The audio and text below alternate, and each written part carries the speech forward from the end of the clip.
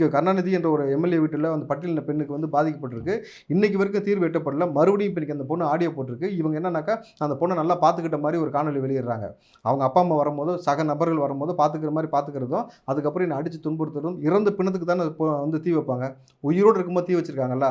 ஏன் வந்து ஆர் ராசா இதை குறித்து பேசவே இல்லை? நீங்கள் பட்டியலத்தை சார்ந்தவர். என் மகள் இன்னைக்கு வந்து போய் ஃபாரினில் பெரிய யூனிவர்சிட்டியில் படிக்கிறது அது காரணம் இந்த கலைஞர், இந்த திராவிடம், இந்த சமூக நீதினு சொன்னீங்கல்ல. அப்போ உங்கள் கட்சிக்காரனே இந்த மாதிரி செஞ்சிருக்கான், அவனுடைய மகன் செஞ்சிருக்கான் போது எதற்காக நீங்கள் ஒரு கண்டன குரல் பதிவு பண்ணவே இல்லை? திமுக கூடிய எந்த அமைச்சர் பெருமக்களும் பேசல, உதயநிதி பேசல, முதல்வர் பேசல, கூட்டணி கட்சியில் இருக்கக்கூடிய தலைவர்கள் யாருமே பேசல. 5 நாள் கழிச்சு அண்ணன் திருமாவளவன் ஈயம் பூசின மாதிரி பூசாத மாதிரி ஒரு ஸ்டேட்மெண்ட்டு. அப்போது பாதிக்கப்பட்ட பெண் வந்து உங்களுக்கும் ஆர் ராசாவுக்கும் அதே வயசில் பொண்ணு இருக்குது.